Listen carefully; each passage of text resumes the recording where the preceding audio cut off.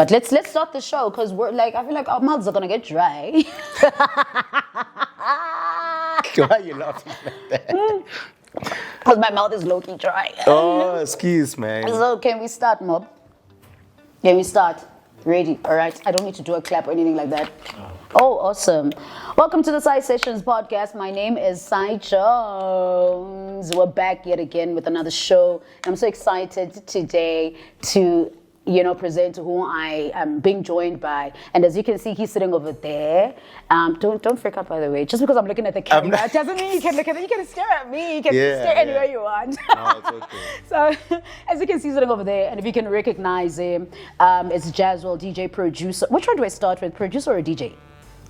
I started as a DJ, yeah. DJ, producer, and in my head, all-around musical genius is joining me today. I'm so excited to divulge and kind of dig into his brain, get to know him a little bit, and so we can share some young secrets. Welcome to the show, Jazzuelle. Thank you for having me.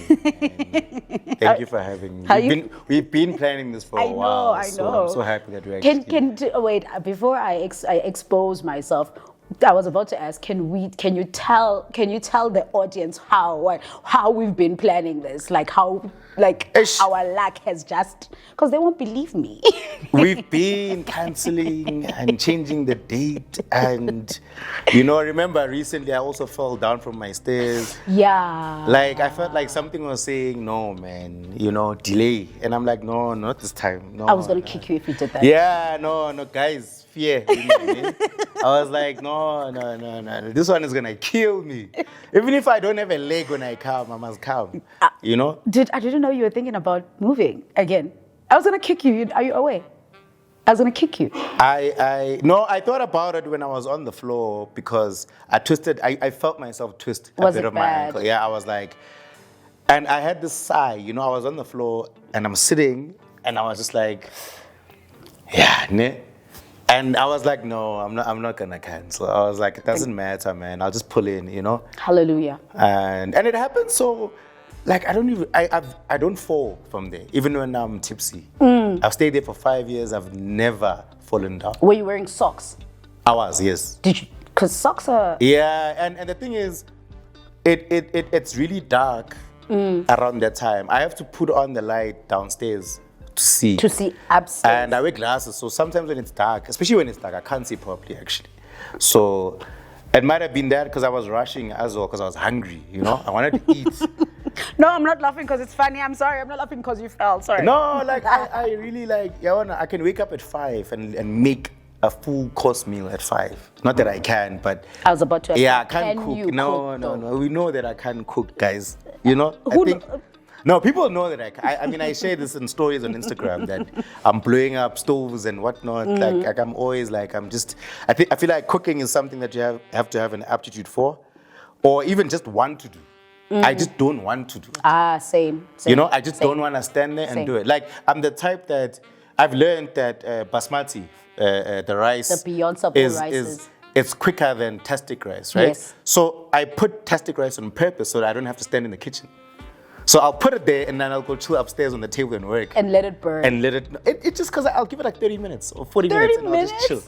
30 minutes to You cook see, I'm exposing rice? myself already. I'm exposing myself already. Because I'll just leave it and I'll smell. That's how I know it's ready. I'll just smell. I know. Exactly. Okay, no, sharp. So, yeah, I'm really bad at cooking, man. So... Yeah. Is this okay? Let's do something real quick, actually, because I feel like it will kind of give me the idea and the information that I feel like we should kind of reveal quickly. I'm gonna read. I just want to, and usually I want a timer for this, so I'm just gonna ask you just minor questions. Yeah. That are like just gonna. Mob isn't. He's gone. Okay. So I want to just ask you some quick questions, right? Yeah. About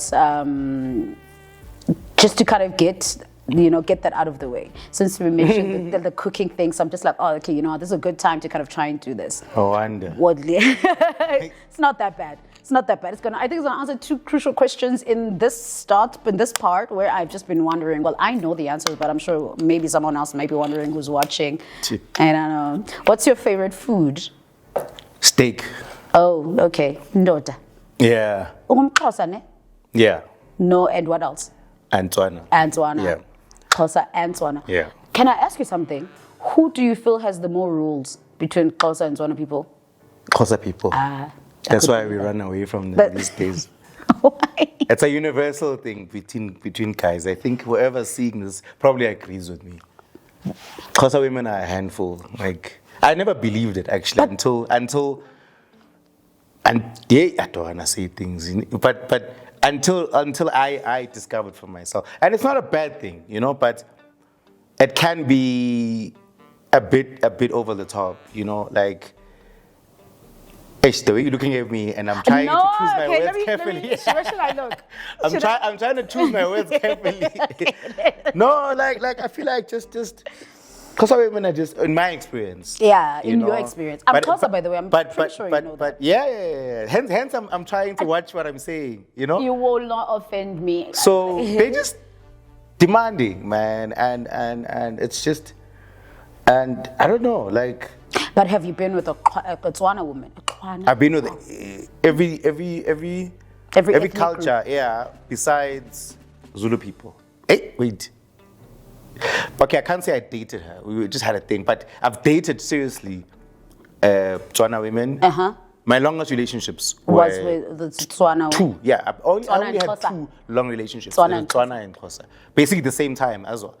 And it's weird because it's like around that time, it's when, I think it's 4 years, it's when I decide okay, it's going there.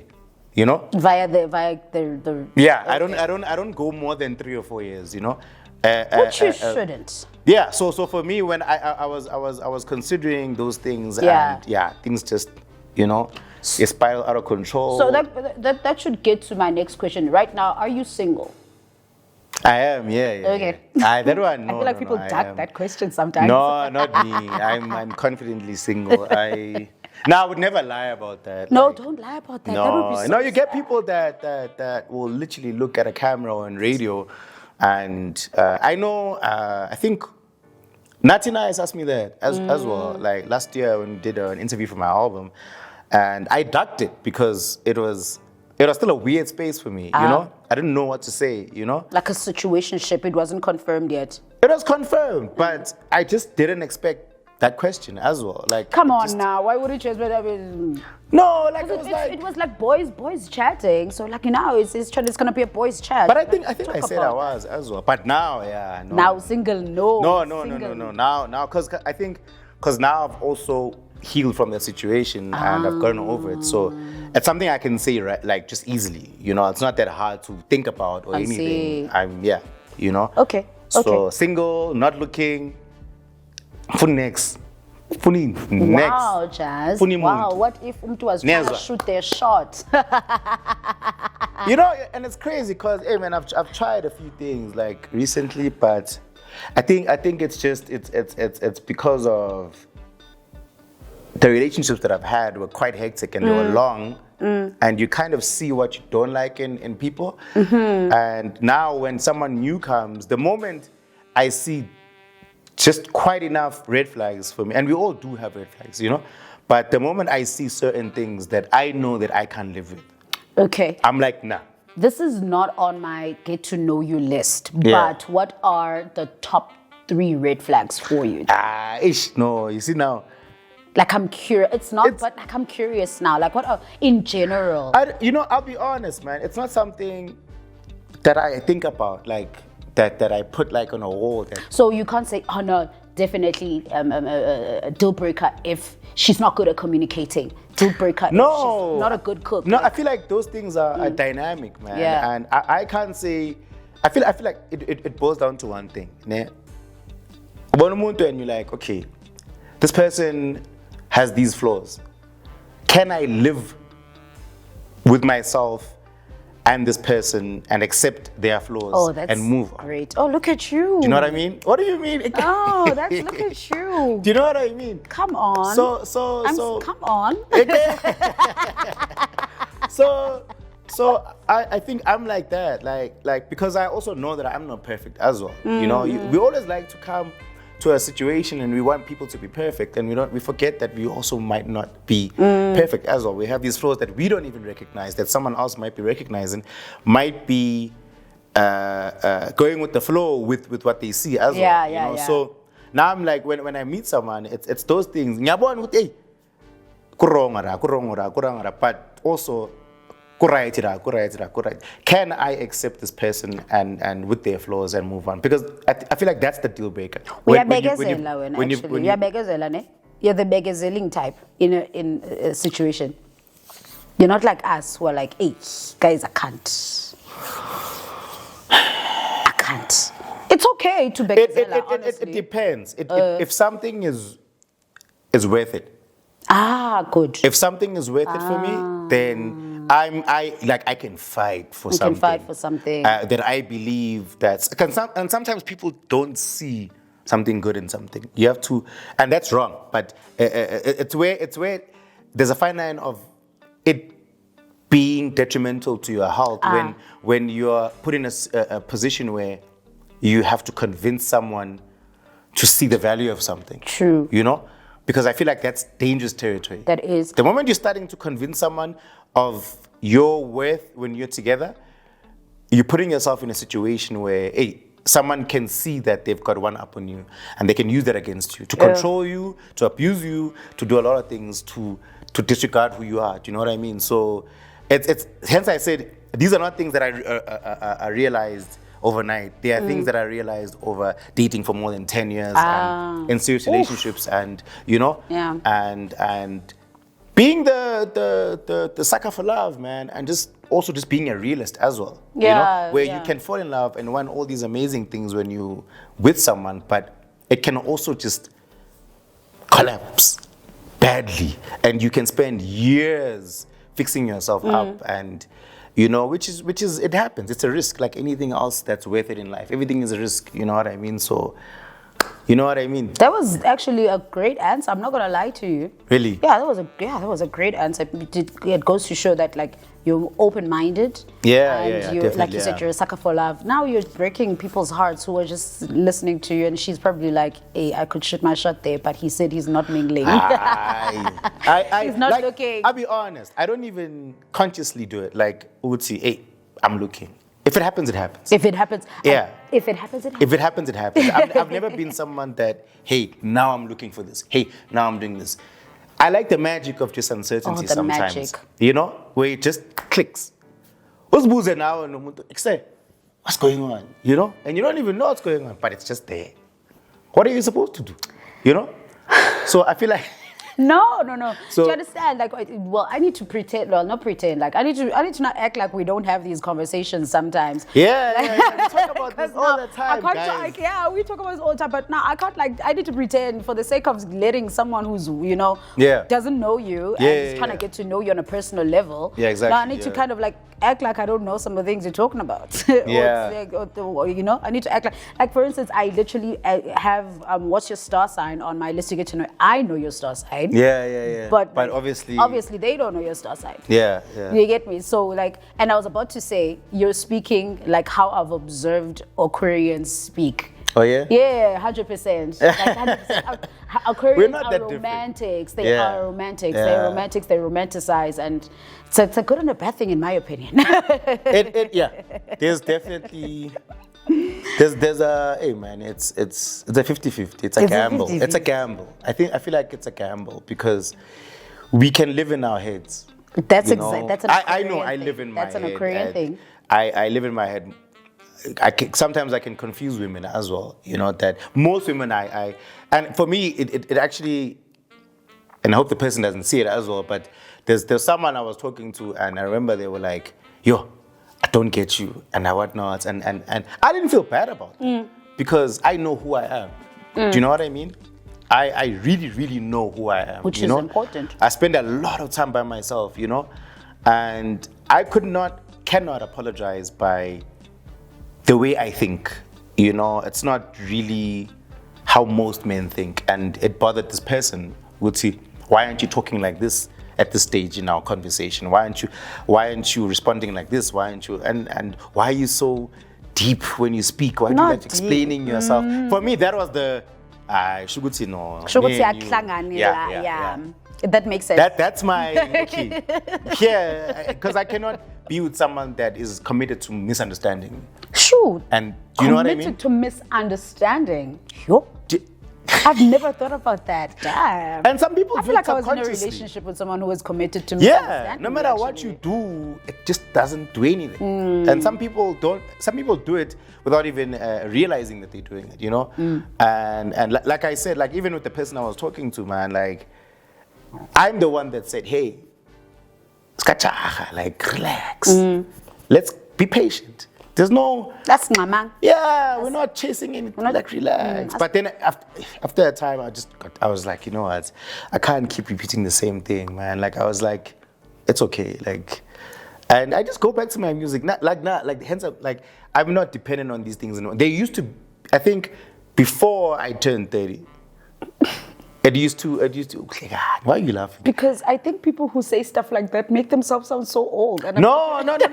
It's look, for me it was, you know why I said that? Because I had all these goals and these things that I wanted to achieve when I reached 30. I wanted to get married to the person I was dating when I was 30, the mother of my daughter, you know? So these are things I attribute to that age. Like I was like, hey, at this age, you're married I want with to, kids. Yes. No, it wasn't even, like for me, it's just, I just told for no reason. Unprovoked, I just said, no, when I reached it, because it's such an iconic age, I was like, for us, I feel like maybe, I don't know how women feel when they turn 30. For us, we just get excited, I just felt like, I told this woman, I said, I'm going to marry you, bro. Yeah, wow. I'm going to marry you, and everyone in my circle knew. The couple, Cat the Cat, Punk, everyone knew. And they were happy for me. And hey, look, that was my first lesson, which is sometimes things don't go according to plan. It destroyed me. Sure, yeah. I wasn't ready. Yeah. There's a song I did called Don't Forget Me. It came from that relationship. Really? Yeah, it came from that relationship, So it felt like my first, well, it wasn't the first person I ever fell in love with, but I felt like before I fell in love with the idea of being with people, but this one was like a real. Was like a real. It was tangible. You had a baby with her heavy. essentially, so it was pretty real. Yeah, it was heavy on me when it just blew out, and I wasn't ready for it, So yeah, man, I've grown, man, I think. Okay. I feel like this is like I'm enjoying this part of our because it's about to be a relationship and things podcast. Hey. I mean, I feel like also people don't know this side of me. Exactly. That's I'm very why secretive. we're sitting here. That's why we're sitting here. I'm very, very secretive about my life. You are. And I think it's just the way I grew up. I'm not someone that likes being seen or just shares too much about what they're doing. Yeah. This TikTok life or whatever. Yeah. I'm not like that. For me, I share a bit of my music, or I share my music life. My life personally is very personal for me. It's the only thing that I can control. Mm-hmm. So I feel like I don't want to put it out there. I don't post my baby out there. I don't do anything. People don't know what I'm doing, who I'm dating even, And I never mind actually, but yes, I was gonna say something, but some things are allowed, but okay. Yeah, no. So I was just like, no, man, like look, I have no idea what I'm saying. I think I got lost in my chain of thought actually. So would you then classify yourself as someone who's introverted or extroverted? No, I'm introverted, but the I think also just the Aquarian in me is just wild out there. Like I come from a life when I was extremely wild. Like when I say wild, I mean wild. Like bad boy. What's a bad boy? I think I've done.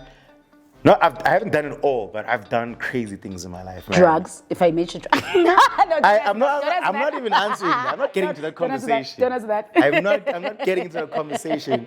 But I was actually gonna list a bunch of bad boy. No, like I've done some crazy things. Yeah. I've What can you share with me, like about like Kuzo. crazy things? Because like I understand the industry we're in, things get really crazy. So I'm just like, I think people have variations of what crazy looks like. Nah, my crazy is like. It's like crazy. Yeah, like when you're up there in the game and you just get up to nonsense. And, you know, I was in my fuckboy era at some point. I feel like every man has been through an F-boy era. Some people are just good, man. Like I've met guys that are just, they think they're in their fuckboy, but they're not. They're just being said an man. bad boy that's been through it. Some gents are just being They guys. think. You know, they're just being guys. Yeah. Nah, we were like, I remember, man, like there's a house I used to stay in Marvel at some point. And I remember the brother moves on.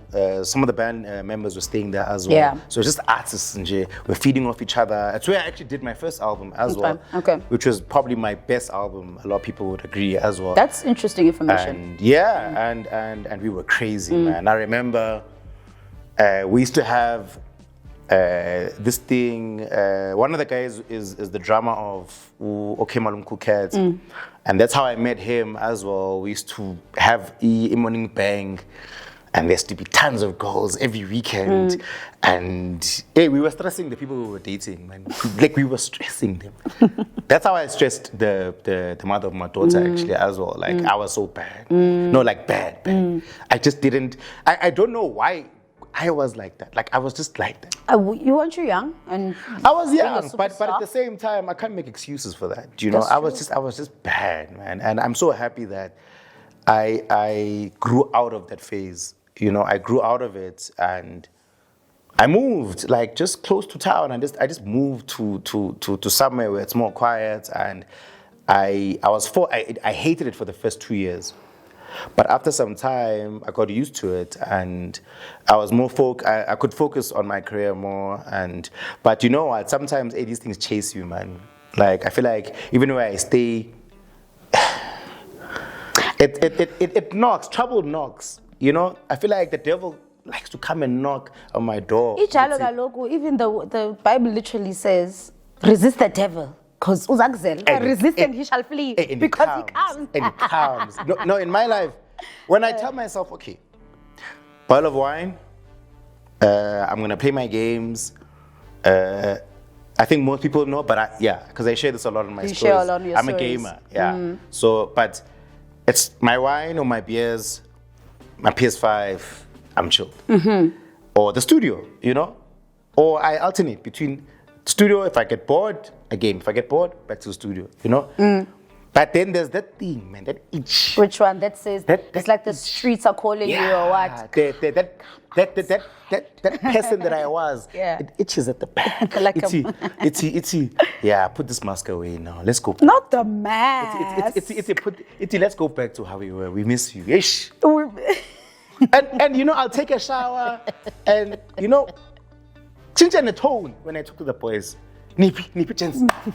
You know what I mean? And I'm like, and you can feel that you're getting excited, man. You can feel that you're getting excited. And like I could have $1,000 left for the month. And I know that this grand must be for gross, but I'll still go out and finish it. Yeah. That's how crazy like I can be, you know? So it's been a balance now with, okay, at least go out. Because I feel like after staying alone for so many years, it is bad to be by yourself for too long, you know? I'm socially awkward, you know? I think a lot of people know that by now that do know me. I find it hard to connect with people in large groups, you know? I do. It's very hard. Do you share the same sentiment? I don't. But it's hard. No, I can understand. Nah, for me, I can't. Hard. Like you see, I get nervous very easily. You know, I start touching my cap. Only if you really know me, you'll know that you'll be like, okay, Tano, come down. Yeah, okay. You might be a bit uncomfortable. Yeah, it's not even uncomfortable. It's just my social anxiety. Like I've just, you know. Oh, who would have thought you have a bit of social anxiety? No, I do. Like I feel like it always has been there. And since I was a kid and the way I grew up, because I grew up alone, man. Like I was the only child for a long time before my little sister came, you know? So, and I think I said this to you, but when I grew up, we moved from one place to the other very quickly. So I never really got time to actually socialize, and make these connections. Yeah, you know? So Now it's grew with me in my adulthood. Yeah. Where now, Vini would be calling me somewhere like, hey, come, let's hang. I'm here, or when are we hanging, or whatever. And I'd make a stupid excuse. Hi, no, man, I fell off the roof. Or, like, I fell off. Do you know what I mean? Like, Yeah, I do. I'm telling you, like, As opposed to Butan Fun Puma. I'm like that, or I slept at 6, I can't come, no. And that time I'm fresh, but I'm just nervous. Like, You're just nervous. Yeah, so it grows with you, that thing. I don't like it, but also just being a producer and I can't work around people. I have to be alone. So I spend a lot of time alone. It's a gift and a curse. It's a gift and a curse. Because it makes this anxiety thing worse because I'm spending so much time alone. And I do feel like I'm alone. I'm lonely. I do feel it. You feel it. But is it a state that you welcome for your productivity now? Because we're talking about a different setting now as opposed to a social studio setting. But it's bad for me. I remember my shrink said this once. It's bad for you, and it's gonna get worse. It will lead to depression.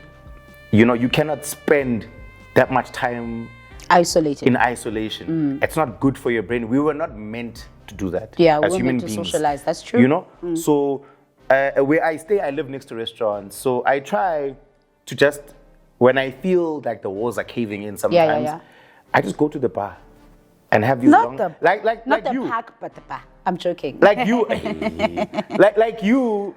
I talk to you for like an hour, It's the same thing I do at the bar with these guys. They want to work, but I just blab. And when I'm done, I feel tired. Shape I am, then I go home. Yeah. Then that thing is gone. I would say, hey, I'm lonely. Then it's fine, But I literally live like that.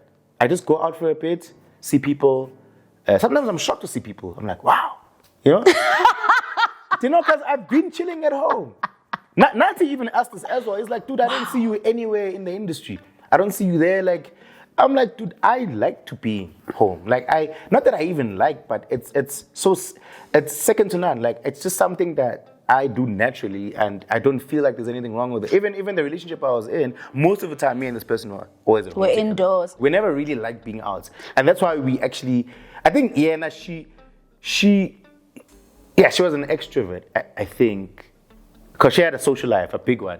My social life is basically my career. Yeah. So she could not really relate to what I'm doing, And after Puma, and I'm like, I don't feel like going out because I'm always out. Unless sometimes I'd sit down and consciously think, okay, this woman has been cooked up in this house for a whole month. Where can I go there that's special? Let's go somewhere in Pretoria. Deep in Pretoria, a ranch or something. I don't know, disappear for 3 days. In nature, get away from the city, those things I can do. But wait, now, quick one. When it comes to a lot of people in the industry are sometimes so scared to be, how do I put this, out of sight, out of mind. Yeah. So now, do you not feel that kind of puts you out of sight, out of mind? If I was a DJ, I'd be worried. Oh, damn, maybe that's why we get it, because I am a DJ and I get anxious and I'm not outside. Sometimes I'm like, am I supposed to be outside? Are they going to forget about me? So from your perspective, it's not like something for me, I'm a producer. Yes. So actually, tell me about the state of a producer for you, Nyani, because it's such an interesting state. Okay, so I'll answer this first. For me, I don't get... I remember having a conversation with Vini actually about this, and he's like, you stay out the game too long, or out of people's eyes, they'll forget that you're there. And I'm like, I don't get bothered by things like that. Like, for me, my relationship with people socially is music. 100%. So I can get the scene talking about me, and they don't have to see me, but physically, they'll be talking about because I'm dropping something that's hot. That's true. And I'll hype it up on social media.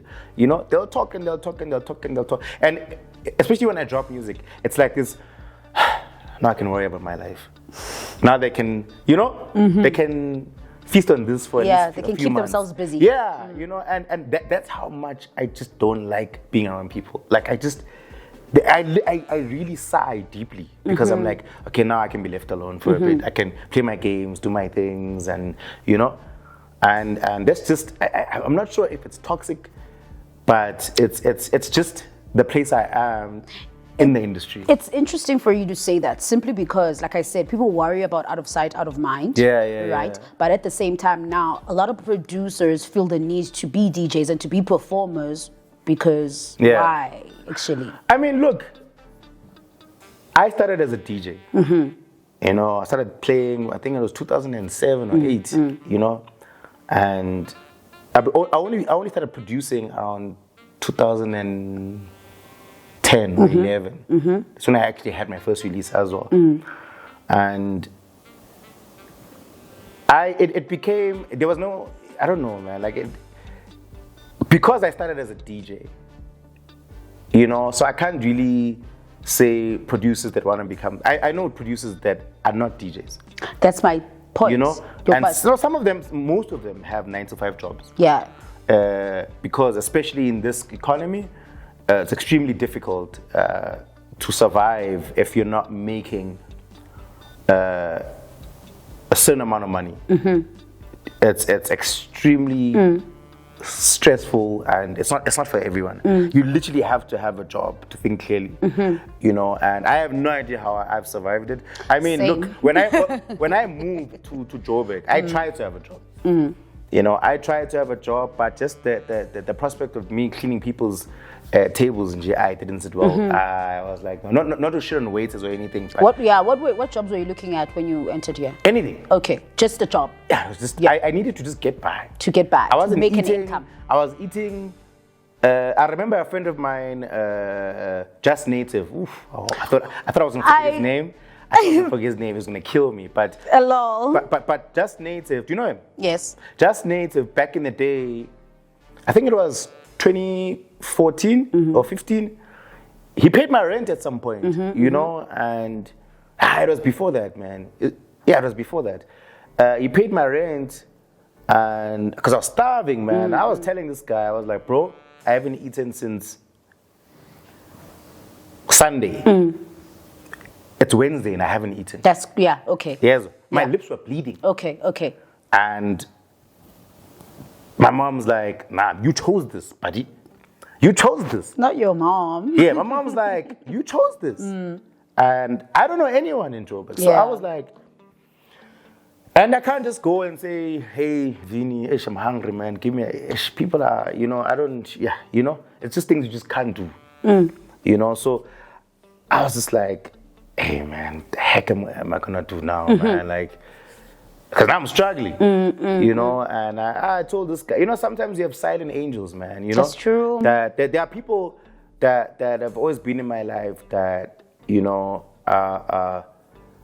are hidden, they're behind the curtain, and just I have conversations with them and they make me okay, and people don't understand how powerful that those things can actually help you carry on with what you're doing. Some people are not trying to be anyone's angel. They're worried about themselves. Exactly. Yeah, they worry about themselves. Exactly. No, Native came out of nowhere. And they get to be worried about themselves, by the way. I'm not saying that. Yeah, of course. No, Native came out of nowhere. He suggested that, he has his own salary, this guy. He said, no, let me do I'm going to help you for you. A month or two. Sure. You've got 2 months to fix your life. Sure. I went in hard. Yeah. I went in the studio hard. And I don't know what happened, but it worked out. Red Bull picked me up. I left the country in 2 months after that. Red Bull Studio picked me up. I found myself, I remember crying in the flight going to Barcelona for the first time in 2012. And I was like, is this really happening? From where I was just coming and crying because I'm starving, now I'm being flown to Spain. How is this possible? Yeah. So, sometimes you must just be patient, man. Like misfortune, it has this thing of making you believe that you're not worthy of something, that you will never get to this part in whatever vocation that you're chasing, And it's hidden as misfortune. Sure. And that time, you've been knocking. But you're giving up and you're almost there. But the thing is, you can't see that you're almost there. Yeah. And the universe is not going to show you that you're almost there. It's testing you now. Sure. I was staying in a house that had rats going around. And I'd be like, I remember telling my friend, I'd be like, hey, these rats are so disrespectful. They're even showing themselves. Zimeda on my wardrobe. Z4 looking at me. And I'm like, I was like, you know? And they're looking at me, and I'll be like, no, fuck this, I'm gonna make music. Yes. They're running, and I'm trying to hit the keyboard. You know? No, I come from a vibe like that, and the window was open. I had this breeze that made me sick every 3 days, and I never complained. Listen to me, I always said, I'm gonna stick the course. I'm gonna stick to the course, and I'm hungry, I'm bleeding, I'm whatnot, I haven't eaten. I remember being with Lazarus. We were struggling with cash, same thing, when he did Forget Me, and we had to figure it out. Yeah. We had to ration food, we had to figure it out, and, you know, and I mean, we spoke about, just being at a better place after that, and he was telling me, I was telling him, yo, man, I was thanking him, because he had my back for a long time, and I was like, thank you for convincing me not to give up, man. Like, I would not be where I am without guys like Abulas, Just Native, that call that changed my life at Red Bull Studio, Richard Rumney, you know. So hence I'm saying it's these angels, you know, that come, you know, in your life, and you must wait. You must wait. You don't get to decide. That's fact. Who it will be. And most of the time, it's complete strangers. That's facts. It's never people that are really close to you. Sure. And I'm not saying that the people that are close to me are shit, guys. But what I'm saying is, but it's usually people that care about you but are not that close to you that will actually have maybe your people back. who see you and they believe in you, perhaps. Yeah. It's people that believe in you, and it's not people that you really know that well, you know. And Ubuntu is prepared to go the distance for you, because they believe in who you are and what you're doing, and you've changed it. Like you know, I never see it because I never think of myself as this staring, you know. So I never see myself as changing people's life with music or anything, and I get a lot of messages like that from Oaks, you know, and a lot, man. And I'm just like, I don't know how to receive it sometimes because I don't see myself like that. Yeah, I'm just doing what I love, man, you know? And I'm just stubborn. I'm really just doing what I love so I don't have to work a 9 to 5. I see. Do you know? But That's obviously, a great motivator. you know, but obviously, I'm not going to lie to you. There is a spiritual factor. I believe so too. There's times I'm in the studio and I just tap into things, man, that are so spiritual, and a state even in myself where I do things and I don't remember how I did things in the morning, you know? And I'm like, well, hold on, how did I do that? You know, even songs, man, that I've released where I would sit today and be like, whatever stress I was going through, do you actually do that? Do you listen to your music back literally and just like comment on what you worked on yourself, like, here's the thing, and a lot of people always complain when I play. I hardly play my own music. You don't play your music. I hardly play my own music, and that's just the DJ in me. I get that. That's the DJ side of me. Get it. I like to look for music, and I get excited by discovering people's music. Before, when you've heard what I've released, I've heard it 1,000 times. It doesn't excite me. You know, there's a song, I think I sent you a sample that I'm busy doing. I've already played that song. I've slept with that song. I've woken up with that song. When I was showering today, I listened to that song. You know? And by the time it's getting released, like I'm like, hey, it's your guys' song now. Yeah. You know? So there are times when I do question myself and be like, how did I do this? Or why was I in this state? Who broke me? Satan. You know? Rubbish. You know? Who did this? Yeah. And most of the music comes from things like that, breakups, and sorry to say, it does actually. I mean, it's since the age of time. My life is... Breakups have inspired music. I remember Vini saying this once to me, Ati, I'd see after my second relationship, my first breakup. After my first breakup with the girl I was dating, the recent one I broke up with, right? I'd see. Yeah, no. Now we are happy. You broke up because now we know we're gonna get some nice. We're gonna music. get some great music. You know? Yeah, and I'm like, no, man. It's like, no, Tando, break up more.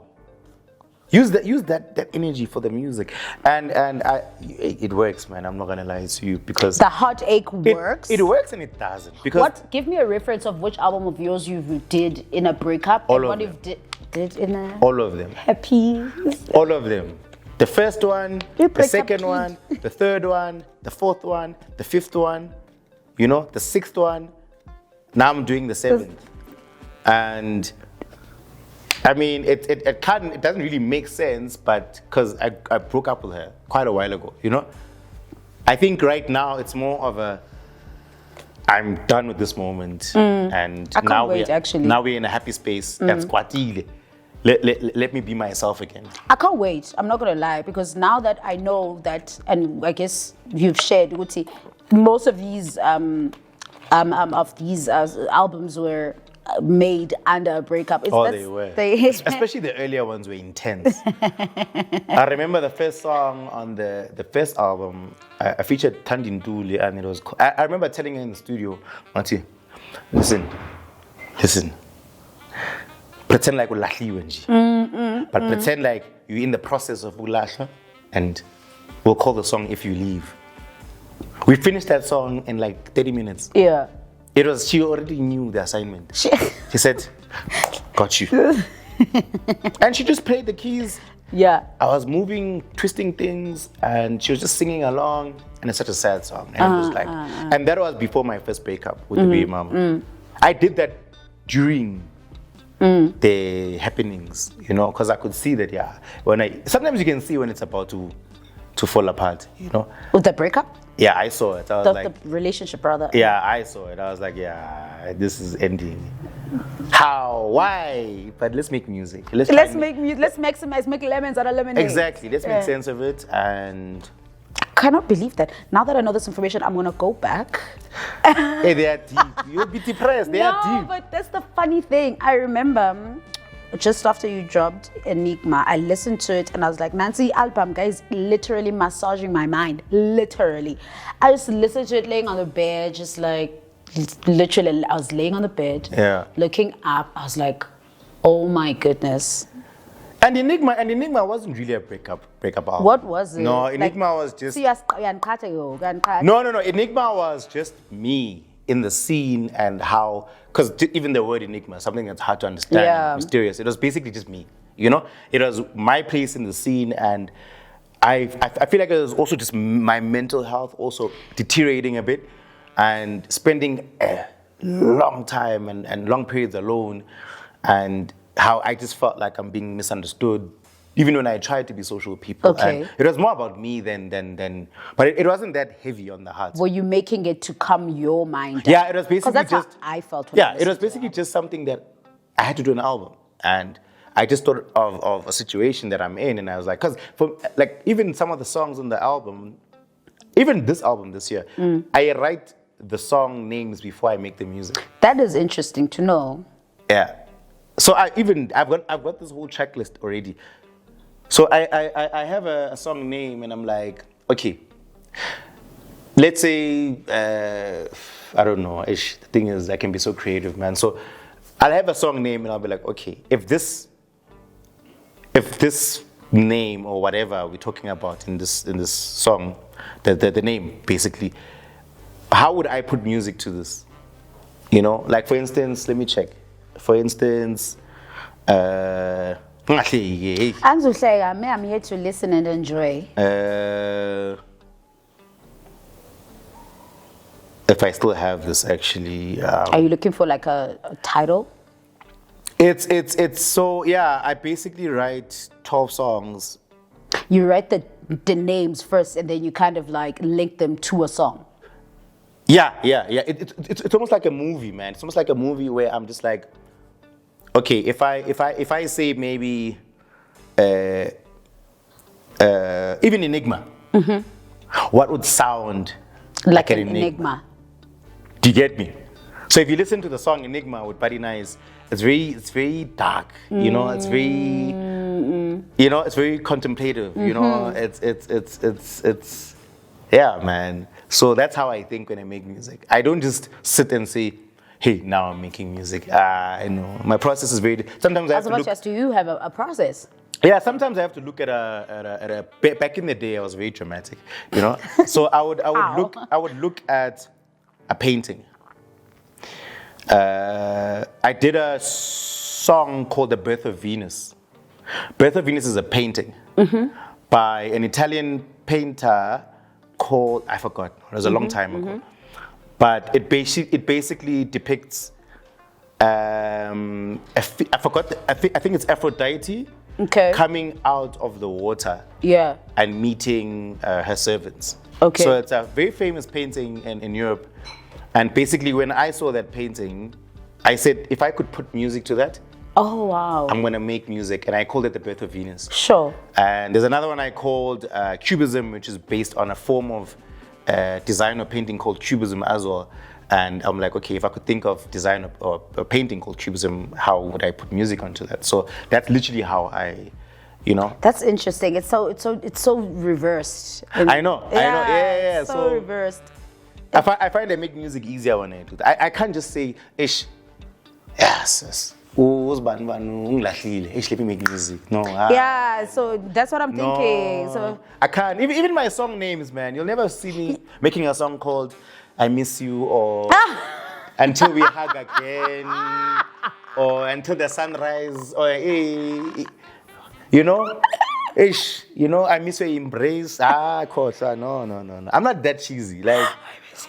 And I've been criticized of I remember I named one song after, because I'm big on space and astronomy, and like I nerd. Like I literally play when I try and cook or whatever, I play science journals on YouTube and I listen to them like the whole, like anxiety, because I'm dumb, you know. Mari, I don't know. Like I literally just listen to it for like a whole hour and chill, and listen to, you know, like science marvels or whatever. And, you know, so I named a song, Arik something. But I remember it was at that time, it was the most powerful black hole that human beings have ever, like, and I literally put a song to it as well. It wasn't even house. It was just like, it was a lot. It sounded like rock. It was chaos, because a black hole is chaotic, you know? So, yeah, that's my process, man. it's so interesting to know what that process looks like. So whoever thought interesting. whoever thought I made music because of them, now you know it's not about you. It's not about you. It's not about you. It was never about you. Please, you know. Oh my goodness! Tell me something though. When you first started making music, was deeper house your target, or was? Because I find your music Afro. to be very Afro. Okay. I started with Afro. No. And like, no, you're taking me back. No, you're taking me back. It's good, yeah. So can I be Go back. honest? Yeah. So I remember when we stayed Ekasi, my mom, I was in Ekasi. I couldn't make friends because obviously I'm such a weirdo, you know. Wow, you know, you already know this, but I couldn't make friends, and I'm the kid that would literally play soccer at the back of the house. And, you know, and the wall would kick back. Okay. Like, yeah. I'm that weird. So, Sure. I remember I spent a long time, that's how I started liking radio as well, you know. I used to listen to these dance shows from Derek the Bandit, Judge Jules, and they were white shows. They were not deep house shows back then. Yes. They were white shows, and it was basically psychedelic trance, I even won, a lot of people don't know this, only my mom knows this actually, but I even won a CD because I went to a club and I was raving. Okay. You won a CD for raving? Yeah. Okay. And I'm not sure if I'm embarrassed about that or, you know. There's nothing to be. But I won this thing and I was so aggressive and I wanted to win that CD. It was a DJ Sammy CD, and it was, hey man, it was something to me that literally got me in the industry. Because after that, I started middling with DJs and, and also like, and I felt like I was an ass as well, because even my ascent as a DJ, I started at house parties where I used to stay. And then I moved from the most relevant group to the most relevant one, to the most relevant one. Okay. And I just left people with no explanation. Like, we could literally have a good thing. Let's say I join your group. But if I see that his group has got more hype, I'll go to the one that has more hype. And I left people and I didn't even feel bad. Like, I tiptoed until I ended up at Voodoo Club, at Voodoo Lounge in Cape Town, and I was a resident DJ. Okay. Then it went from house parties to the big time. Sure. And I felt like my career was just like moving, man, the hype. Because I've never been good with people as well. So the music thing was also just this thing I did so I can be closer to people as well. But were you then trying to, how do I put this? When you started making music, did you kind of, what did you visualize yourself making then? I started with Afro. What did you visualize yourself making? No. When I started with Afro. It was Afro. I was a big fan of Tulo and Bodhisattva and all these guys that make Afro. I never was a big fan of deep house, And if I stayed with Afro, I'd be making so much money now, man. You actually, I'd be in Europe right now. I'd be killing it. It's because of this one guy, Leighton Moody, who told me I must stop making, and I'm blaming you, my man, watching this. He said I must leave. I am blind. No, he said I must leave Afro for deep house. The Frankie Knuckles kind of Chicago house sound. Sure. He's like, no, leave this, and and there was someone in Cape Town that had a lot of influence in the scene. They had the biggest party in Cape Town back then called. Oh my gosh, I forgot. But it was at a place called Deluxe, which was the epicenter of. It was like a House 22, but in Cape Town, and they had a huge following, a cult following. So he was like, no, I'll take you under my arm, but leave Afro thing. I know. I went there, and that was basically the birth of Jazzuelle. It started like that, like gradually like that, and I left Afro to deep house, and when I made deep house, I envisioned myself making music that was different. Sure. I never wanted to fit in with anyone. It was never about money. I was still oblivious to, hey, you have to survive. You're going to have to eat. The creative mind. I was oblivious to that, because I was a spoiled kid, man. My mom used to do everything, So at some point, my mom cut me off. I felt it. Hey, I felt it. I felt manhood then. Not before, I felt it then. The standing for especially in Jozi. Because I came Jozi and I don't have family in Joburg at all. So I came here and I was a sitting duck. I starved hard, for months, man. I remember my mom booked me a flight back. I just said, and she just helped me out with rent. And I just said, man, I'm hungry here, man. And I was such a spoiled kid. I just said, can you book the flight back?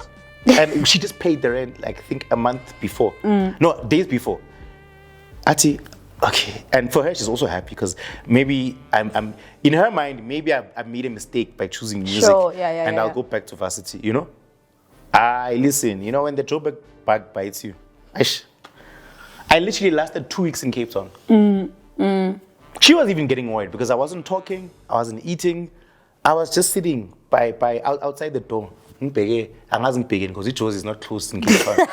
I was looking at Jay like, what if I stayed longer? What if? So this time around, there was no money for me to catch a flight back, so I took a bus, and I had a lot of time to think in that bus. And what was the thinking?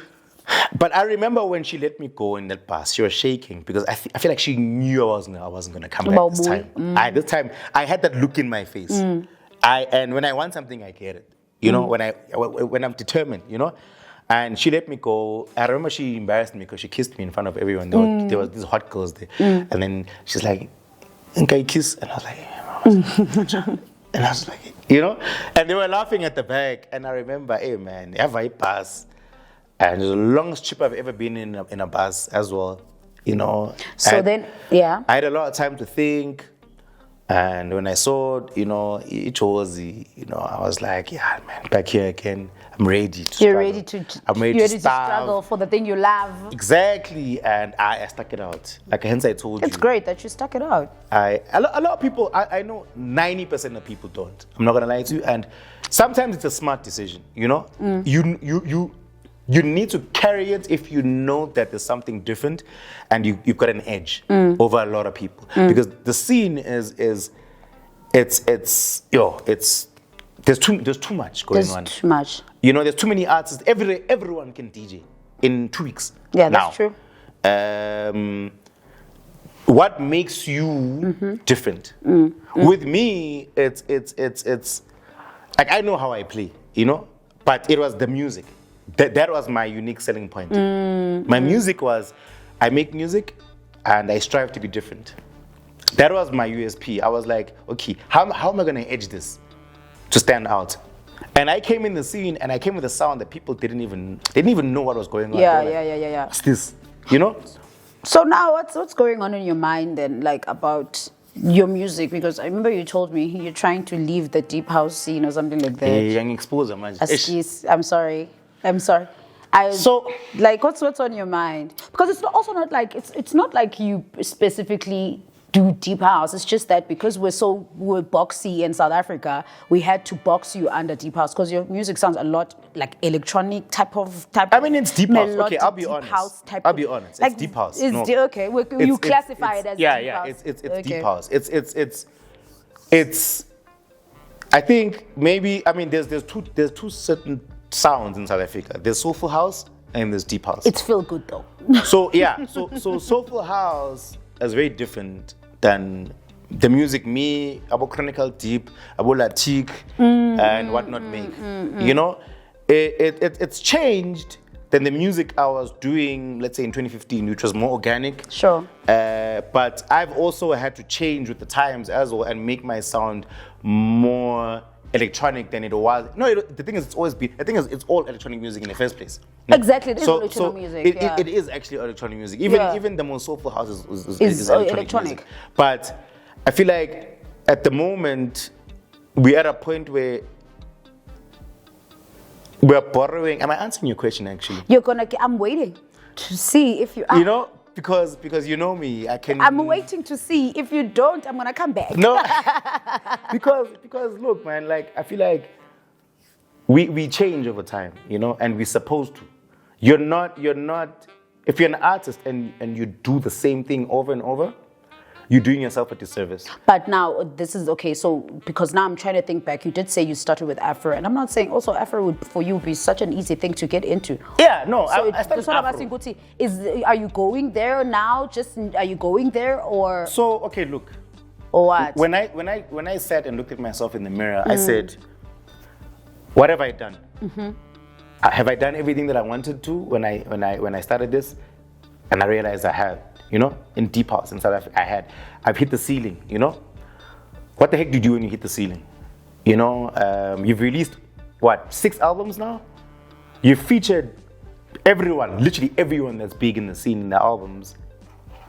Internationally as well, your At Jazzes, your Last Burnouts, everyone you could think of, Charles Webster. What am I left to do now? Because I've done all these things and I'm not where I want to be. So obviously I have to reflect. Sure. What can I do that can get me where I want to be with the goals that I want to achieve right now? Is it okay? Sorry. And it is. I'm not trying to demotivate anyone, but take it from me. It's not impossible. I hate that word. It's not impossible, but the way the electronic music scene climate is right now, it's much easier to follow Afro tech right now than it was back then. The conditions are there for you to succeed because of one person, and we all know who that person is. He basically put Afro to there are people that know me because of Black Coffee. They wouldn't know me because, you know what I mean? And even in Deep House, man, there are people that look towards South Africa because of someone like Black 100%. Coffee. So do I jump to greener pastures? Or do I stick it out in South Africa and stick around and do the same thing I'm doing for the next 10, 16 years and grow old? That's where I'm at right now. And it's an extremely stressful and it bothers me. Because I do not want to lose my fan base and the people that I've grown with in South Africa that I've built so hard, you know? But at the same time, I was having a conversation with Takapo, and he was like, don't be afraid to take that leap of faith. Because you might not know where it can actually lead to. You might fall, but what if you fly, man? What if you actually grow wings while you are falling? And you end up in places that you've never... Like, look, I've been to Europe. I already knew when I came back that I want to go back to Europe. Already. I was trying to jump on labels that were trying to put me to make not even deep house, tech house. And I didn't like that. And I left the labels and I was like, not me. You see, right now, yeah, man. Because the deal I had with my fans that I was going to get to 10 albums. Every year I make an album which is complete madness, to be honest with you. That is madness. Because if you think of it, think how much music that is. And I've had to kind of like, what's the word? Recreate myself in every album. And the strain that has on you as a creative is something that I never thought that was going to exhaust me, you know? Because I'd sit there and be like, okay, I cannot fall into the trap of doing this again. I don't believe in hitting the same thing twice. Sure. You know, I don't believe in that, you know? So even this year, I started my album. Now suddenly we have influences of 3-step. I said, okay, I haven't dabbled in this sound before. I have maybe once or twice in my other albums, but I haven't really got into the sound a bit, you know? So how's about we learn like a child, you know?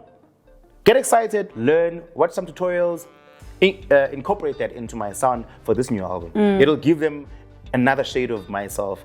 Because I'm going to do it like myself. I'm not going to just make 3-step like the way you know, double taxi, you know? I'm going to do it, but you will hear that it's still deep house, but it has that 3-step influence or that Afro influence that he's thinking about, you know?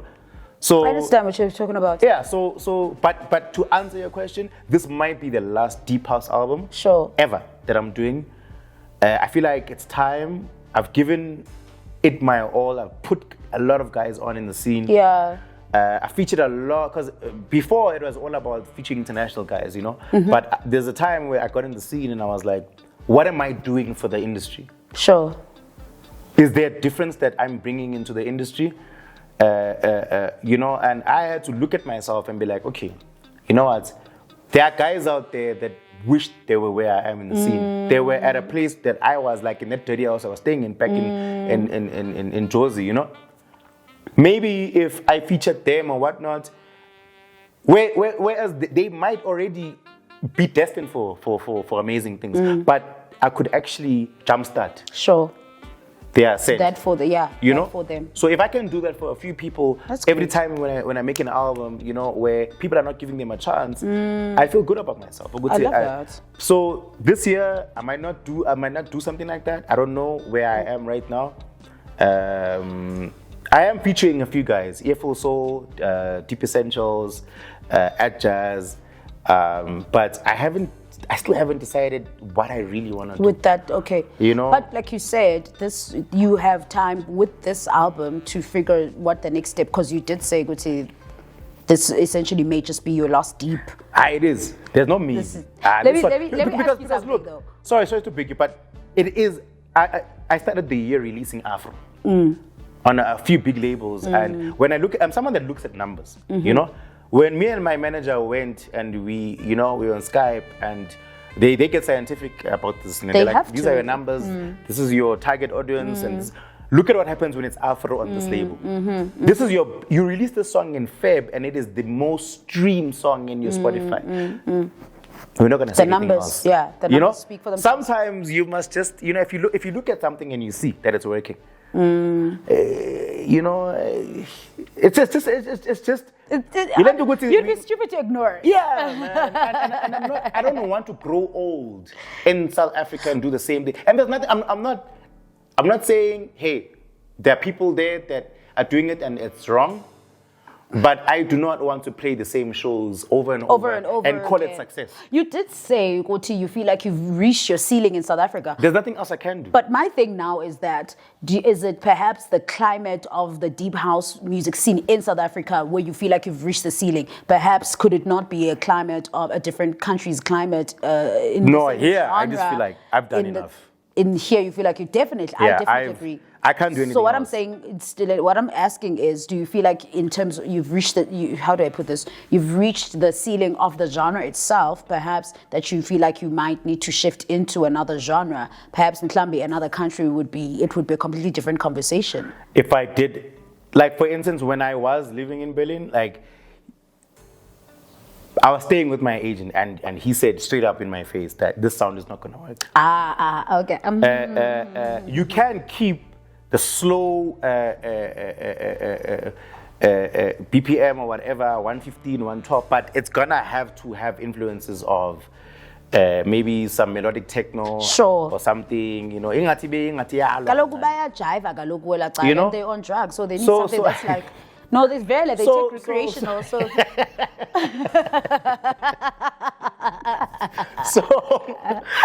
So no, I get what you're saying, you know, but look, electronic music in South Africa, we are taught that electronic music is supposed to sound like this. Yes. The moment it doesn't sound like this, it's something different. You think that it's rave. It's not. You know, it's all electronic music. It's just that the forefathers, Abo Vidi and Abo Chris and whatnot, had compilations that had a certain type of deep house, music, of house.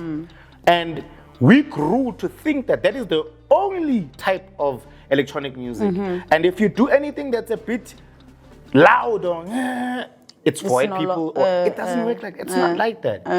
For a matter of fact, techno was invented by black people, not white people. Do you know what I mean? So it's got nothing to do with the white people or Europe, black because it people. was invented in the States. Do you know what I mean? I did not say anything about black or white people, by the way. I'm just saying, just for anyone out guess there, for that context. thinks, for context, that these sounds or whatever, man, they are not. We are not chasing Europe because now I'm sounding a certain way or I'm playing white gigs now. Because that's how some people are looking at DJs. By the way. Hence I'm saying it, because they think, no, everyone wants to be in a You're chasing the white people crowd. No. You know, for me, like, I do want to tour because I had a taste of it when Red Bull Music Academy put you on. I had a taste of it, and I felt like it was the universe asking me, "Are you sure this is one you want to give up everything in your life for?" Because I gave up everything for it. My family, my relationship with my friends, my social life, to pursue that thing. And I realized I had to. Otherwise, I would never stand out. That's true. It's a sacrifice that I made that to this day, I'm still living with it, you know? There are times when I sit in the mirror and I'm like, is this really worth it? You know, I won't lie to you. You know, it's conversations I even have with my little sister. You know, she's 19 now. And I look at her and I don't have a relationship with her. I try, but it's things that you as a man, you have to, not even as a man, even if I was, you have to live with those decisions when you leave your family. And I spoke to you about this, where I don't know my family. I haven't seen my cousins, aunts in 12, 13 years. And I gave it up for the industry. So hence, even just pushing, I mean, I'll say that whoever is gonna watch this, that you need to know that you might have to give everything up for this. 100%. Or you just do it as a side thing. Now I suggest for people that are not even sure or do it as a side thing. What? Because doing it full time, like blind full time, you literally have to put it first and no one else. Like I said, it's in some relationships, it's music has been the be all and end all, and people don't like to hear that. You cannot have a functional sometimes relationship when you are literally just focused on that one thing, and you can't.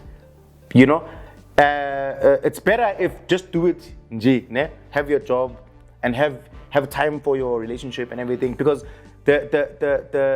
and I'm not saying that it can't happen without relationships, you know, because it can. Because you look at Inonapa has he's in a relationship, yes. A very deep relationship, very deep. Hey? Ngadala boy. Kanti are they Ngadala supposed to be shallow? No. He's in a long-term relationship. The couple is in a long-term Yeah. relationship. It's fun. But the difference is when these guys were When it's pushing time to themselves. travel. When they were pushing themselves, there was no one there. The issue is to get yourself from that point to this point, ne, of touring and whatnot. There cannot be any distractions. That's the thing. That's my thing. So when you arrive, it's fine. yeah. Then you can make a situation yes, it you can. facilitates the relationship. Yeah, when you're but still because imagine now I'm dating you and you need these things from a man, for The instance. time. The energy, you know, yeah. Isha, the money. Lord, the money. Let's go there. Yeah, about the support You see, also. you want to be taken out, you want to be spoiled, and you should, you know. Now me as a man, as an alpha, like I feel like I want to do that. So now, it's hard for me, and it's stressful, and it's extremely hard, not even hard. So because now I'm not where I need to be, and I also don't want to lose you, but I also want to be there for you, and I cannot be with you and do everything that you want me to do with. You get me? I get you, right? I do. I understand what you're saying, because when you enter, you know, when you're focused on something, it's pretty tricky to try and split your focus now, especially if this is something that's your career, you want to get something out of it. This thing is something that you want. Especially so now to split focus is tricky. You know, especially if most of what I'm doing it for us, for you. Yeah. Because okay. I remember, I have a hard time doing things for myself in general. You know, I'm someone that I need to be inspired. Hence, everything revolves around women in my life. Women inspire me to work harder, to whatnot, you know. So I need to be hustling, not sleeping for you. There. No, yeah, so imagine, you know what kills me is if I'm doing everything I'm doing for you, and you still come out, demand this and this, and I'm not even there yet, you know. But I'm doing my utmost best to rush myself even, ne? To rush myself to be in a position where I can provide these things for you and make you happy, but I'm still there. You're still also trying. So then what do I do? Because now the guy ends up being pressured to a point where I mess up, because manji, I'm not consciously involved in what I'm doing. I'm consciously involved in worrying about what you want. You know, and women are hard, and they're like, women are like, I, let's go to Paris, and I'm like, wait, how's about we put this money, I get this thing that I'm saving for to make my music better so I can, you know, sound this, women are like, you know this, women are like, I will not say anything here. You know, she's agreeing with me, actually. I will not say anything. So wait, is that then the advice you'd give to someone who's pushing music, that rather than focus on it if that's what you want? Do you know what, what's her name? No. What are you? I almost said Halle Berry, and it's not Halle Berry. Come on. Call me whatever you. A rapper. Yeah. It was. Her name is Wakdala, man. Which one? What's her name? MC Lighty, Queen Latifah. No. She makes soul. Erykah Badu. Badu says this in a lecture, a Rap Music Academy lecture. This life, you need to choose whether you want a family life or you want to pursue this and go all in. And you'll find that the difference, not in all situations, because not all situations are the same. Yeah. Not all, but you likely stand a better chance of standing out and making it in a scene that already has too many artists. That's true. You know, to stand out. There's you know the likelihood of just the average DJ making it is so slim. Do you know what I mean? It's so hence even my little sister, when she said music, I said I Nama would say you're not. My daughter, even if my daughter watches me and I'm like yeah. We're not doing that. You know, we're not doing that. You know, so because I knew I don't want anyone to struggle the way I've struggled in the scene. It drove me to madness, man. You know, so for me it's when Patu says choose one thing, a family life, or choose to pursue your music, but you can't have both. You know, and I'm assuming, you know, the thing is, a frame of reference is very important, you know, because maybe she's speaking from her own frame of reference. Probably. But she's not the only person that said that in the academy as well, you know, and I'm caught up between the two. I think I'm caught up with longing for that family life and longing to just. The thing is, I'm not even longing for, because I've been alone for the longest time, to be honest with you, pushing this thing, you know. So for me, it's like I'm getting tired of just being alone.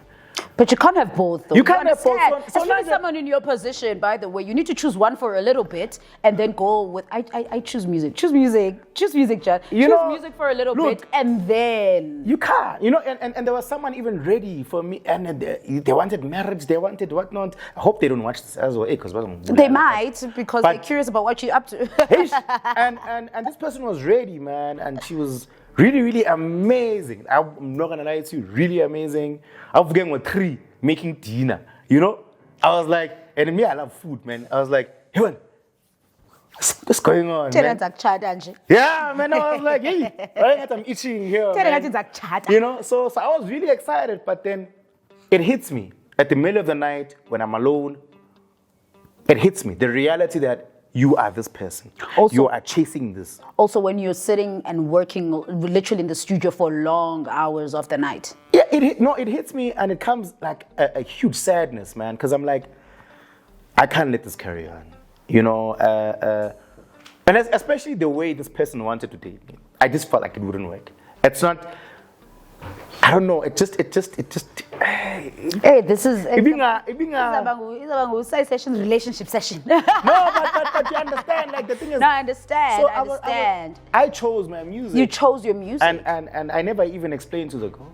I just left quietly. But that's what I'm asking, Guti. Is that something that you would recommend to someone who's pushing music? Choose the music. I'd say don't listen to me.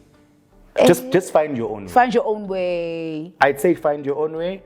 Use what I'm saying maybe as a stepping stone, as a guideline.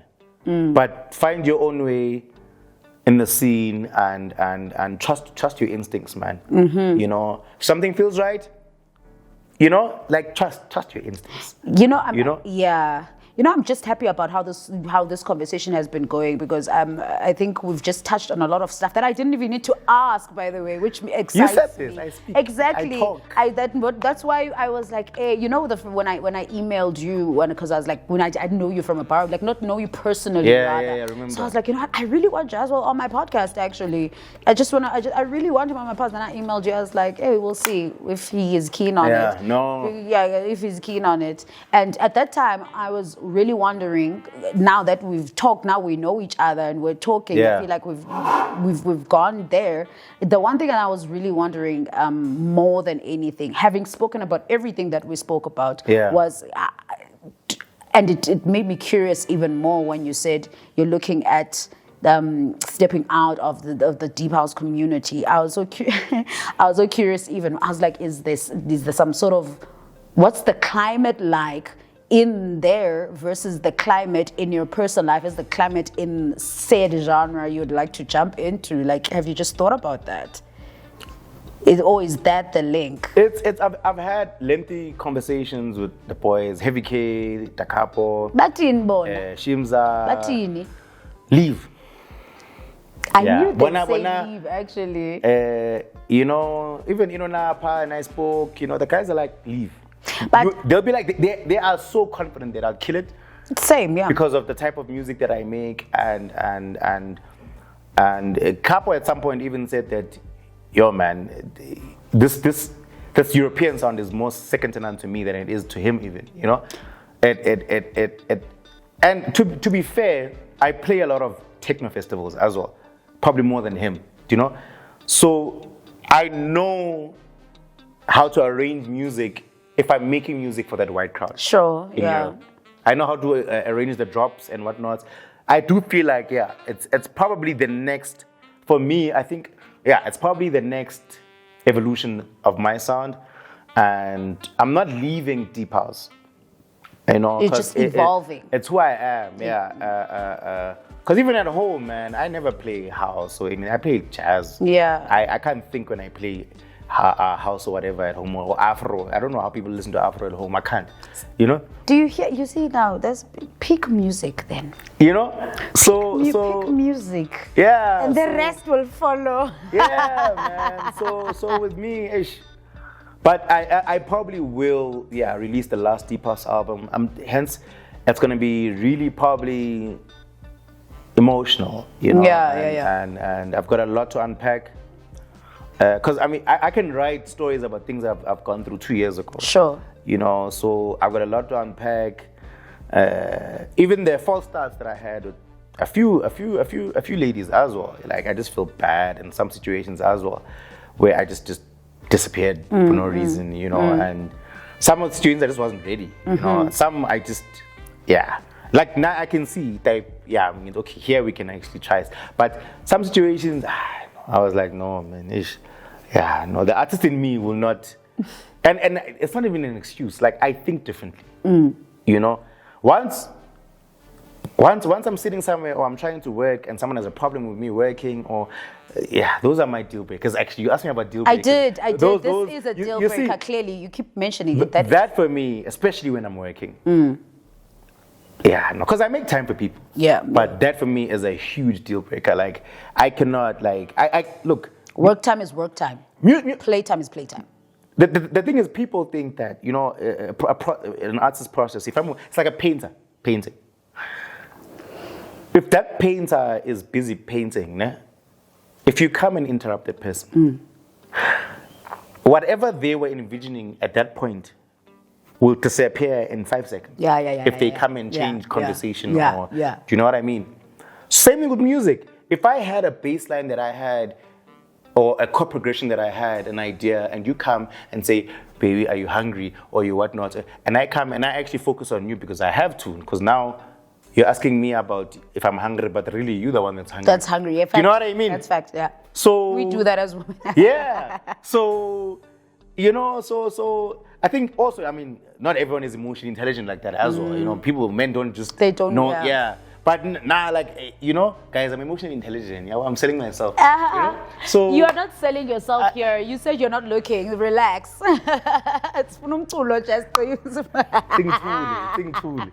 But yeah, man. So I just feel like sometimes it's just let me work, man. Just let me work. Like I will give, like, I can literally sit with someone the whole day, you know, and not do anything, and just work at midnight, you know, or man, it works itself. But when I'm working, because it takes a lot for me to sit down. I'm lazy.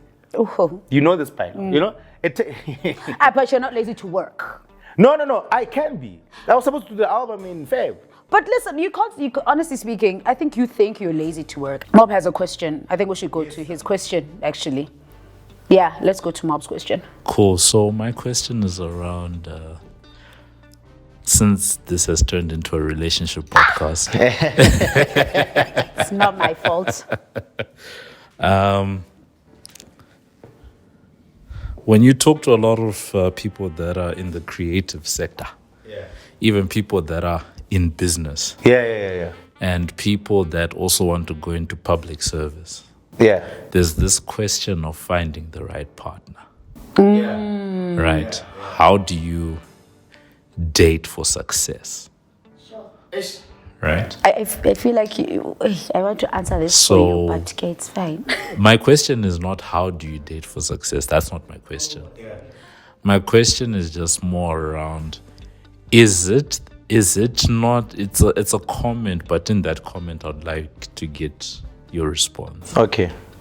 Is it not that people are struggling to find partners that they're equally yoked with in the market, as opposed to saying that dating is bad? So, for example, I hear you. Right? If you have a building agenda, then you need to be with someone who understands that you have a building agenda. Exactly. Perfectly. And knows what that building agenda is going to entail. What is it going to take away, possibly, from what you're doing, and the piece that they probably have to take up. Exactly. Right? In order to keep things in balance. in the relationship, because it would seem to me that a lot of people want to be with someone who's baked, well done, cooked, perfect, but they don't want to be involved in the cooking process. In the process, right? Yeah. And yet you're likely going to have a lot more longevity with someone that you cook with. When you cook with, yeah. Right. No, I totally agree. Yeah. So is it not better to go out looking for someone that you can cook with? Yeah, definitely. And obviously it's not this thing is not easy. Yeah. I think, man, like the guys I was mentioning that have been in 8-year, 9-year relationships, the couple has been dating his person for 9 years now, and he did just that. He literally grew with her, I'm a big fan of that. I don't believe in finding anyone that's the complete package or whatever. Whether I'm a work in progress or I'm not, but I would probably choose someone, to grow with, in that regard, to reach a certain place, where we're building towards, than actually look for anyone that's perfect or whatnot. You know what I mean? I'm not sure if I'm answering you or not, but I think you are, but I feel like you looked at, I feel like there was a time where we were talking about this, and I feel like you guys, you looked at me somehow when I said, why would you date someone who's kind of not in line with the same vision as you? If you want someone who understands that you are playing games at this time and at this time is working, why don't you just do that? I feel like y'all look at me crazy. I didn't. Not today. Not today. Not today. I think there was a time we were at, what was it? The venue you work at? Sun. Yes, and then y'all kind of looked at me like, what is this girl saying? I'm like, No, I was looking at him to agree with. I was agreeing with him. It was an awkward moment where you guys both look at me like I'm crazy, whereas me right.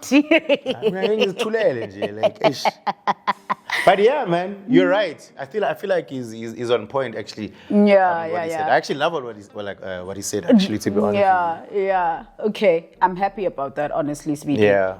But like you said though, you're not looking. So why are we talking?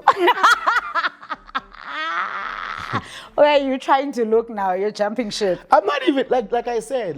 It's not even a looking or not looking. If it happens, it happens. If it happens, it happens. I've never. That's good. That's a good place to end. In all my relationships, I've never looked for a partner. I've never consciously looked for a partner. It just happened. It's either we gelled or we didn't, and it just manifested into something else, and then to something else, and to something else. Next thing, 3 years down the line, we had, Sometimes I'm even shocked. Like, yeah, man, you've been around, man. 3 years, 4 years, And I love that, man. It's not. I hate controlling these things. I just like to. I think the artist in me just likes to just discover what's gonna happen. Let's just go blindfold and see what's gonna happen. But at some point, when we do realize that we actually are in a relationship, and we realize, okay, there's certain things we need to actually adjust, so we can actually coexist. Because now we actually are in a relationship. Finding yourself in a relationship is dangerous, though. Not. I feel like I'd know, man, that hey, okay, it's going there with this person. I'd know that it's never. I'm finding myself in a relationship. Hey, wow, hey, what's going on? We are holding hands now. No. It's something that would happen consciously as well. I would court her, but not in the traditional sense. So I'll plead. Yeah, I never. No, I don't have time for that. You know what I mean? Nah, I don't. I plead, but it's fine. Let's not go there. I don't even know how to. I don't even know how to speak to women in that way. Now I just. It's usually most of the women that I have dated. It's all the 3 that I have. It's basically talking that evolves into a friendship, and then friendship. Evolves into something else. You spend a lot of time, and and it just But I would know that I get along with this person. I want this person. I would know that I want this person. Have you used your name and your never? Never. Hey, No, I'm Jazzuelle. Wait. Never. Use your name. I'm and your not clout saying that I've never getting a hand though. No, I've never. No. But you must. There's getting a hand and then there's dating. I'm talking about getting a hand. No, like Have like, you ever used the Jazzuelle stance? I don't use it. I don't go to people and say I introduce myself as Tando to everyone I meet. Awesome, yeah. First of all, you know, but you do get to an event where people already know who you are. They already and, just saw yeah, you. things are easier. You know, Yeah. I don't really struggle in that regard. I don't know. The thing is, I like it and I don't because I come and someone already has that idea about me that they know who I am and they don't. You know, but then I'm also drunk. And I don't have to think about you need to get who I am. Like sometimes I'm thinking about other things, you know? Sure. Because now I'm not thinking, hey, we must get to know each other, you know? And sometimes it just makes things simple. Because I don't like talking too much. Like I told you, I'm trying to plita and whatnot, you know? Like I don't know how to. Like I tried a few times. Okay, are you gonna put this in the Probably. Jesus. But I tried a few times. This might be my promo. You know, I tried a few times with people and I failed dismally. Like just talking, I failed. I don't know what. I always reach a wall, like where I don't know, like I don't know, man.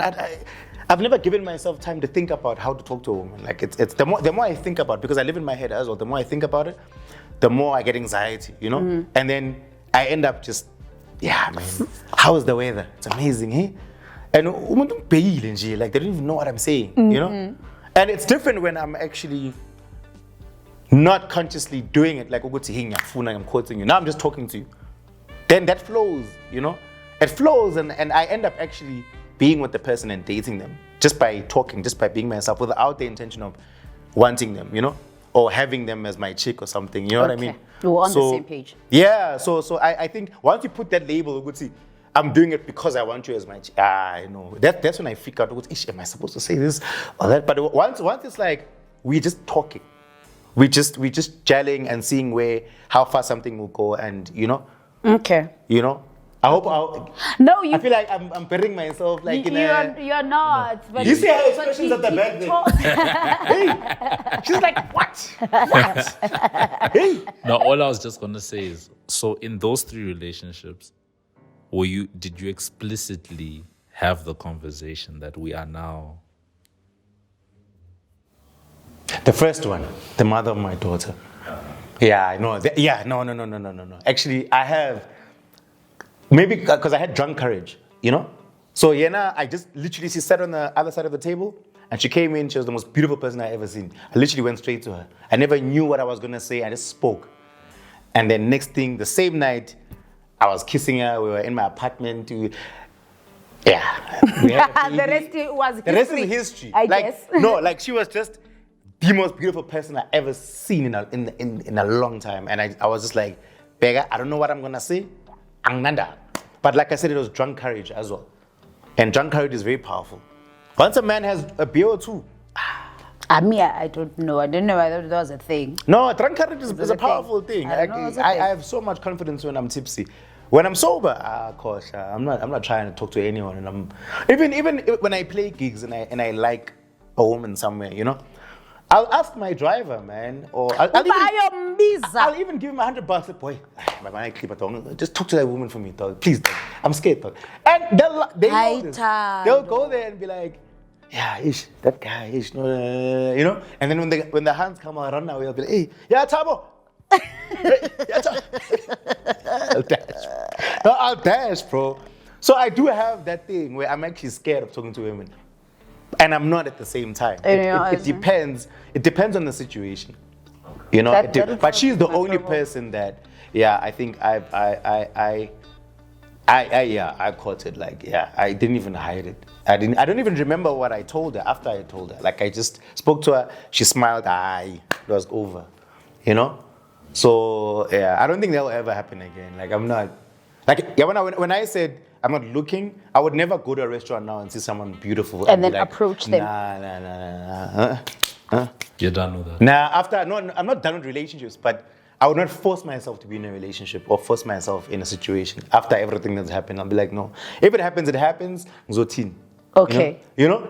But I'm not gonna actively go looking for it. Do you know? Because you're busy with an album. Please, man, please. You know, busy, you know? No, really, that's Okay, my cool. thing, though. You know, I just have one last question on my side, and then I'm done, because I feel like I'm just reflecting on everything that We spoke about, because Nyani, I'm surprised you didn't ask anything up to this point, so I understand you're okay. I always ask the business questions. So you said something earlier on about the stigma that's around being seen to play for different types of audiences. Why does that stigma exist? Because the reality on the ground is that for you to grow to that next level, right, you do need to break past an SA audience. So why does that carry a stigma if that's the reality of what you need to grow? I mean, if black coffee is going to be used as a blueprint, then we've already seen this movie before. Exactly. I remember a few years ago when We Dance Again came out, right? There was that whole challenge. It was probably one of the first popular dance challenges on social media back in those days. But even with that song, a lot of people that were in the house community understood this song is not this is not a South African It's not a South African song, This is it's going that side. We're crossing over. But there was an acceptance that, okay, cool, right? These are the moves that the man's is making, because you don't get to, well, depending on the report that whatever reports you're using, $60 million, you don't get there just by purely having audiences. Single country audiences are usually not enough to break. Exactly. Right. So why does that carry that stigma? I guess that was my question. I'll be honest with you, man. Like, it's something that's boggled my mind. It made me feel so low most of the time because I couldn't understand it. Do you know what I mean? I couldn't understand it. I didn't accept it. At some point, I rebelled against it. I started leaving a lot. You know, that's why I went to Berlin actually, and I had the intention of staying there for longer. You know, I got hold of an artist visa. They gave me 4 years to live there, and I was just like, this is the life I actually want to pursue.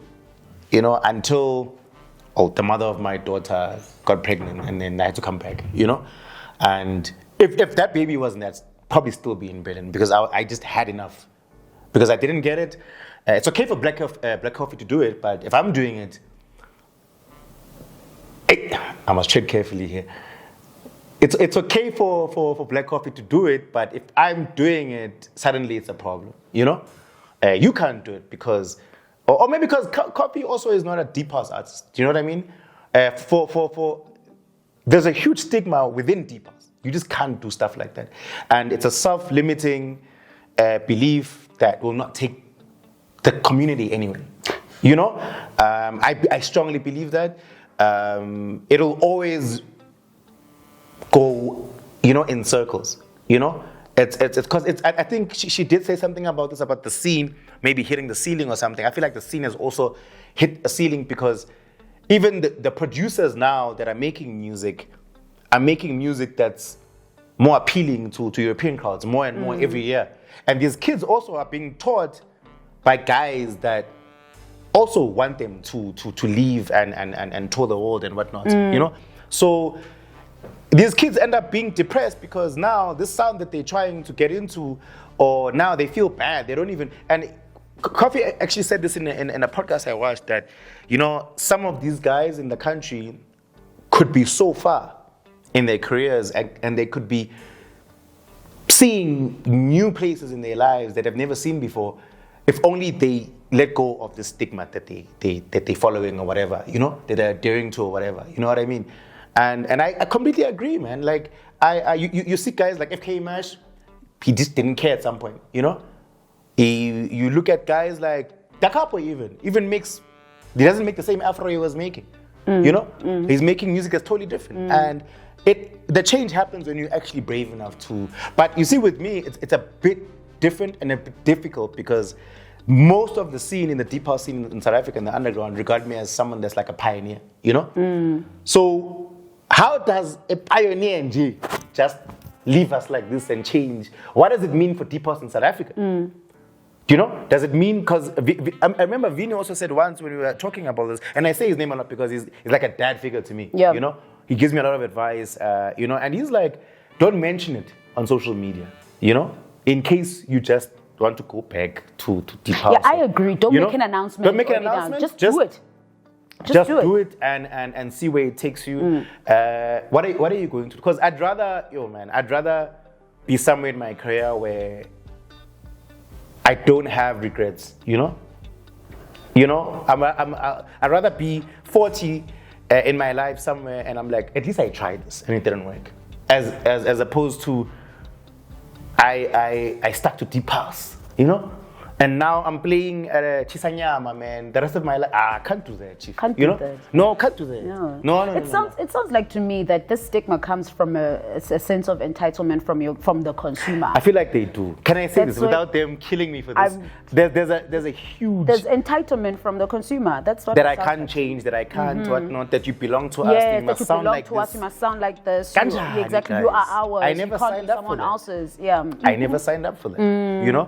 I never signed up for that. And go deep or go home. Go deep or go come. Like go deep or go home. It is. Even the culture, man, that made fun of piano. I hated that. I don't want to be in an industry like that, where we get to ridicule a genre because we don't like it. Yeah. You know, that's nonsense. Yeah.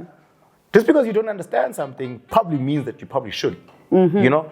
If you don't like it, or it's not for you, and it's not for you. It's not for you. Yeah. It's okay. It's okay. You know, they had a trend in deep house where people were screaming F piano. I hated that. They had that. I didn't know it was on deep house because I remember it was at Afro as well, Afro community.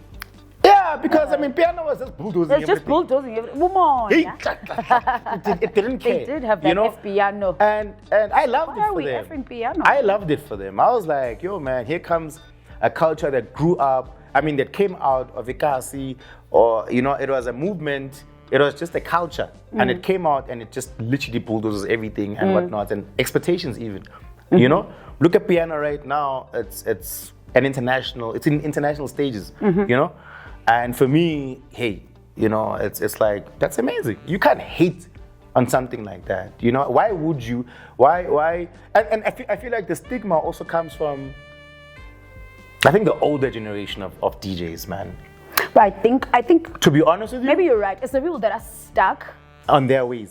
Their ways, yes. It's people that are stuck and they don't on their ways, evolve. And it's people want to gatekeep things, and they want to be the ones to say what's what. Yeah, now the power is in the people. So one of the reasons I want to, I'm looking at shifting my energy to maybe the scene in Afro and whatever, is also the gatekeeping in the deep house scene it's atrocious. Like, compared to the Afro community, though?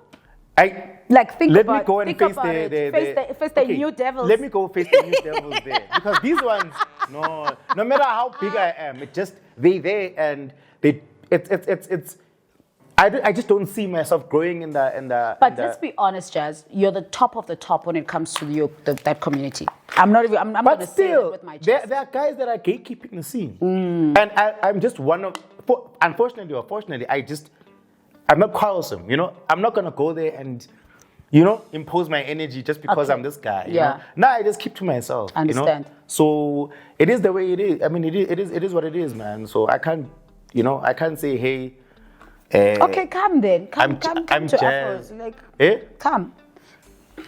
Yeah, next year. We'll finish this one. I've given myself. Need to talk about this album that's coming up. Yeah. I've given myself, because I started the year on Afro, on 3 labels, and I pushed, and it grew. I mean, my numbers on Spotify went from 15,000 monthly listeners to 58K in a span of a month or two because of Afro. You know, so it's not just hype that I'm chasing, but it's also just on a business perspective as well. Like, you know, the business side of my career needs to survive. 100%. And with deep house, it's there, but it's also just, I've hit a point where I'm just comfortable. And I hate being, I never gave up my life so I can be comfortable and chill. And, you know, it's supposed to be an adventure, you know, and I'm not enjoying just sitting where I'm staying and in my quiet little apartment and in clearly getting old, getting fat, you know. I want to see the world, man. I also just want to really see the world. You know, the other things that have also tied me back, I would take me back. I must watch my words. Ne? But also relationships put me in a position where I couldn't really travel the way I wanted to travel. Sure. As well. That's what I was, you know what, we talked about that part and we were mentioning the other guys that we know, the couple, Enonapa, and there was like those guys in relationships. But when you're in a relationship, it makes it tricky for you to travel. It's tricky for them because they exactly. like Nico, Makes I think tricky. he's left now. Because he travels like extended periods of time. No, the guy that leaves for a very long time is probably Shimza. Yeah. Shimza leaves. That's true. He does leave. He does. So, you know? like in a relationship setting, like how do you now facilitate? You know, the chick will have to. You have to, yeah. I think it's all about the woman and that part. It's either, like I said, some people can accept certain things about people and they can move on with the relationship, and then some can't. And when it's one of those big things where you're gonna have to accept to go see, hey, my man is gone for the whole month, and he's only back for 2 weeks. He does everything that you want. These things, you go to Bali, whatnot. He buys everything. But so that should be enough if that's what you're looking for. If that's what you want, Yeah, you know, because now you just see this idiot for what, a week? Yeah. And then he leaves. Yeah. And then when he's leaving, he might just book a flight for you. In Bali. Come. Let me book your flight, explore me, whatnot.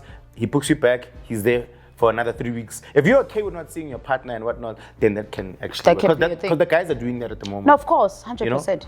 They fly their partners like all the time, you know, and I'm like, hey, you guys are living these fantasy relationships, man. I love it for them, you know, because even couples chick got a job where she works at these cruise ships that travel around the world. Yeah.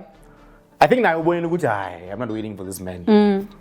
Let me do my let me also thing, you know, and he video called me at a cruise ship around the world somewhere. I was so happy. I was like, look at you guys, man, coexisting. Everyone I thought you must coexist. You must coexist. Or just, you know, just choose to be a traveling girlfriend. Just, you know. Just be a traveling girlfriend. Think outside the box. Just be a traveling girlfriend. Leave your job. Yeah, leave your job. I think if I was in the opposite setting, I'd probably do that. If I was in that, I'd be like, you know what, it's actually now, and I'd find a position so that I am at least useful to your work. Exactly. Then I'd find a way whereby I'm useful to work. Either I'm your PR agent, either I'm your booking agent, or either I'm. Oh, and I want to be there with him all the time. 100%. That's if that was the case. That was the case. We need to talk about your album, though. Also, we need to wrap this up and talk about your album. I know you've already. What? Do you have a thought? No. I'm actually answering you about the album. Yeah, we need to talk about your album, like, because at this point, like, you're on number 7, which is big, man. That's like wild. It feels like I've been around forever, man. Like, it does, but because it's wild. So I understand how wild that is. Yeah, like I said, it wasn't even supposed to be a deep house album. It's just that I signed it on a deep house label. Can you tell which one is it? It's We Go Deep. Okay. It's the guy I've been signing my albums to for the last two past years now. And yeah, man, he's a long-time friend. He's a good friend, and I trust him. I'd rather sign my music with someone I trust, a friend, than a big company that doesn't give an F about me. I've been there before, and I didn't like it. You didn't like it? Yeah, no. I'm not about that business. But yeah, it's my 7th album, my last deep house album. We said we're not saying your last deep house album. Just no, this one is the last. No, it might not be my last deep house release. But it's the last deep house album. Yes. Okay. I need to just look ahead, man. But I'm looking forward to working on the album now. But the funny thing happens is that when I'm in the studio, I literally have to stop listening to Avro when I'm working on deep house for a whole month to go back to. See, now I'm only playing soul and jazz in the house, you know, because you are what you listen to, you know. So, mind you, I'm trying to make a deep house album. Come here, Afro, you know. So you need to be really careful to see what's going on. So now I'm just focused on the album. I think I'm dropping the song I sent to you. Everyone's probably heard it. Glory is dropping probably next month or November as the first single. Sure, okay. You know, I'll probably finish it in a week, you know, so everything's going according to plan. Hopefully, you know, I don't fall down from my steps or from the roof. And break a leg or something like that, hopefully not. Hopefully it goes well, man, and it's received well. What should we expect, though?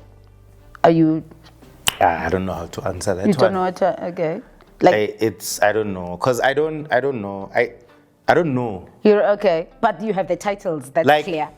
yeah, the titles I have, but I'm someone that, like I said, I like to jump in blindfolded Okay. with an experience. I guess that makes sense. That's a difficult question to answer for someone who's still in the process of discovering what the project is as they're making it. Sometimes I'm finished with the album without even realizing that I'm doing the album. Because you know what I do is that I make music. I do it, I save. Next. I do it, I save. Next thing, I've got 14 songs. And I'm only supposed to have 10 songs on the album. And now it's like a thing where I must cut out some collaborators. Which is an awkward conversation. It's an awkward one. And I had to cut off 2 people last year, you know? So things like that happen, but hopefully, man, I finish it on time. I don't date anyone and get dumped. Hopefully it actually goes according to plan and I stay away from women. And I think after this conversation, maybe I should support you in trying to stay away from women. You see, just support me, you know. No, just to because you know what happens.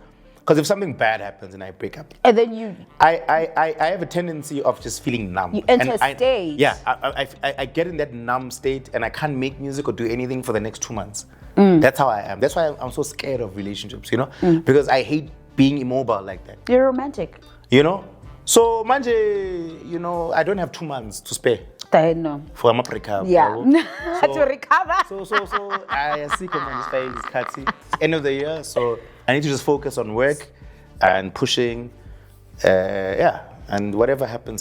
Sounds exciting, honestly. Yeah. Yeah, it sounds exciting. Okay, let's wrap it up. Is there anything that you want like to share to your supporters, first-time supporters, someone who's watching you for the first time? Is there any last words that you would want to share, actually?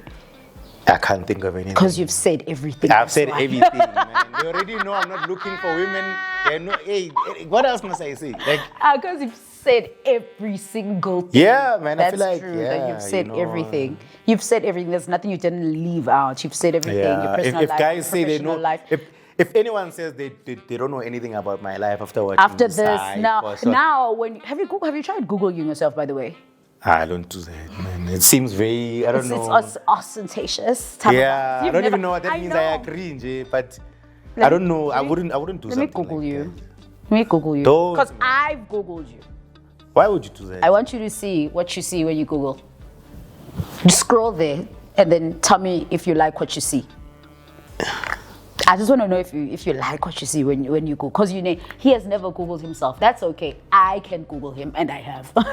But I just want to see if you like how when you Google your name, how you refer. I mean, it's things that are just obvious, though, I think. Yeah, see, that's just music things. That's why we're sitting here. After this podcast, people are going to have much more about you. Yeah, you see now. I'm going to put it out in a headline. You see now, guys, if you really want to know the ins and the gossip, everything about me that I'm doing, like, yeah, man. This is it. Watch it. You guys gotta watch it, So excied actually to share. It's the reveal. Of Jazzuelle. It's the reveal. It's the grand reveal. Oh my goodness. Okay. So yeah. I love that. So yeah, man. It's been a pleasure talking to you. Thank you for coming. Actually, and we talk a lot, but yeah, we had to, revisit conversations. But yeah, man, it's been a pleasure. Thank you. Yeah. Now I also reminded myself, we'll talk about those off air. Let's sign out for now. Yeah, okay, this is Sai Session, Sai Jones and Jazzuelle signing out. Yeah, man. That's it. That's a wrap.